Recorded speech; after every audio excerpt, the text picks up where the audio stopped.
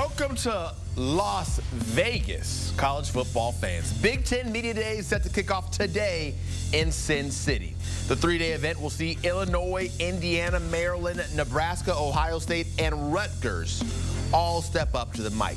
In terms of stepping up and winning the conference this year, you would certainly assume that the front runners are the defending national champs. That is Ohio State at plus 190. Penn State and Oregon not too far behind before a drop-off the rest of the way in the conference. And that's how things are setting the scene as we get ready for Vegas and all the fun talks and all of the fun fare to come out of Big Ten Media Days by checking in with the one and only Brandon Marcello, who is in Vegas and ready for all the fun and all the excitement. Brandon, I have to start with Ohio State because we have to begin there. They're trying to become the first Big Ten team to win back-to-back natties since Michigan State did it in 1965 and 1966. When you look at the Buckeyes right now this year, what do you see?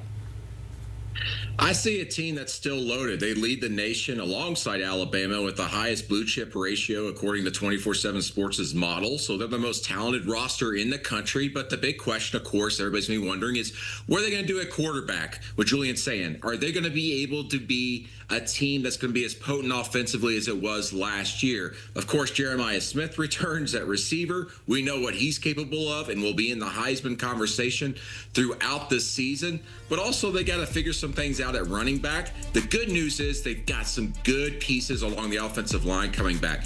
But having said all that, my biggest question for this team actually is on defense. Other than really Caleb Downs on the back end at safety, they're returning not very much. They've got to replace a lot of key pieces that were on that defense last year. Plus, they have a new defensive coordinator after Jim Knowles left. You got Matt Patricia in. I think that defense, which was near the top, not if at the top in most defensive categories last year, is going to be the biggest question and the one that's going to need more time to develop and gel as the season goes along.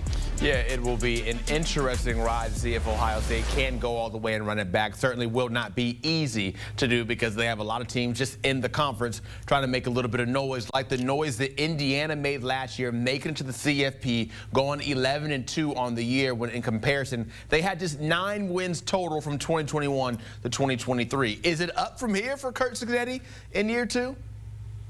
I think you're going to see more consistency, obviously, from this Indiana program. I'm not so sure they're going to be in the playoff or 11-win team. They have to replace a lot of players.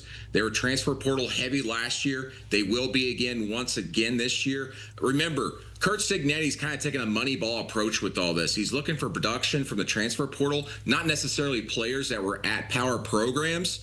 This year, though, he was able to get more power program transfers into Indiana. They've got 4 players that were at top 15 ranked at their position out of the portal, which is huge. And they got quarterback Fernando Mendoza from Cal, who very much in the previous quarterback's mold, Curtis Rourke, is just a consistent passer. Completed 70% of his throws last year at Cal. That's something that Curt Cignetti really needs out of a quarterback, is someone who could just make passes and complete balls, and he builds outside from that. Get someone who could throw the ball to anybody on the team, get the production out there, you're going to be successful. And defensively, we don't talk enough about Indiana. Last year, #1 in rush defense. This year, they returned 3 All-Americans on that defense, 1 on every front of the line. Defensive line, linebacker, and safety.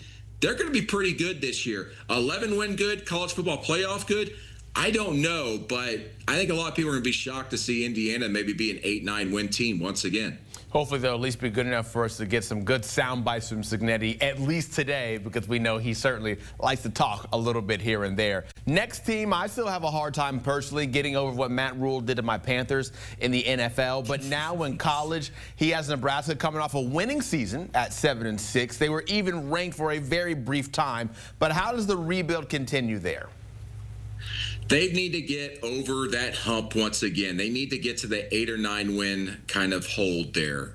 Nebraska, as we've seen over the last decade or so, they've just really struggled, but they've got their 5-star quarterback, the hometown kid, Dylan Raiola, the Nebraska legacy. Last year did pretty good at times, but now going into his second year as a full-time starter, we can't see that slump that we saw late last season, not only from him, but just the team overall. This looked like a Nebraska team that was probably going to hang around the top 25 most of the season, but then quickly fell out and struggled at the end, but ended up getting to a bowl game.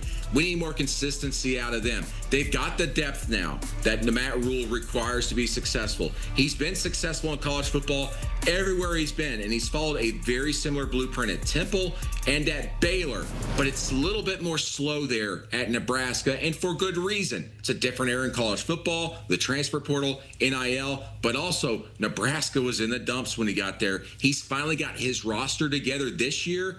They're going to be pretty good, but that schedule, very difficult for them, and they still have to figure some things out across the offense and defense with some pieces that were missing. Yeah, those first 5 games, so good for Nebraska. The rest of the way, not so much. In totality, you look at the Big Ten right here. You look at Media Days set in Las Vegas. What's the biggest storyline for you heading into these next 3 days?